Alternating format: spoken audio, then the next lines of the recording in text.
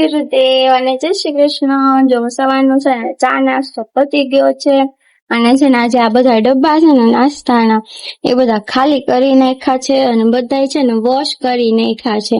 એમ કે થોડું બધું ખાલી થઈ ગયું હતું તો કીધું બધા ડબ્બા છે ને સાફ કરી નાખીએ. હવે છે ને બીજી બધી સાફ સફાઈ કરવાની છે. જો વાસણ પણ છે ને મસ્ત મજાના ધોવાઈ ગયા છે. હવે છે ને આ સોફા છે ને એ બધા ક્લીન કરવાનું છે.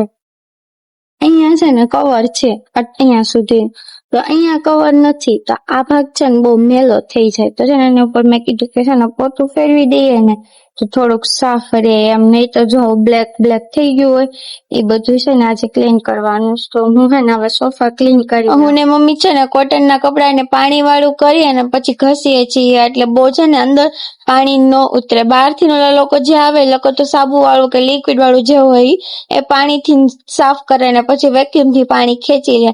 તો મને એવું લાગે છે કે એમાં તો છે ને એ જે પાણી છે ને પાવડર વાળું એ અંદર રહી જતું હોય. ઉપર ઉપરથી મેલ જતો રહે તો મેલા સોફા ન દેખાય. કમેન્ટમાં કહેજો તમને ઘરે ક્લીન કરાવવા ગમે કે બહાર. સોફા છે ને મસ્ત મજાના ક્લીન થઈ ગયા.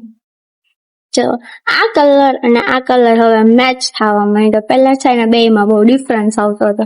મસ્ત જો ક્લીન થઈ ગયા અને સુકાઈ પણ ગયા છે. જો વાવ, આપણી મહેનત થઈ ગઈ સફળ. આવતીકાલે વળી મળીશું એક નવા વિડીયોમાં. ત્યાં સુધી લાઈક કરજો, શેર કરજો અને સબસ્ક્રાઈબ કરજો. Bye bye.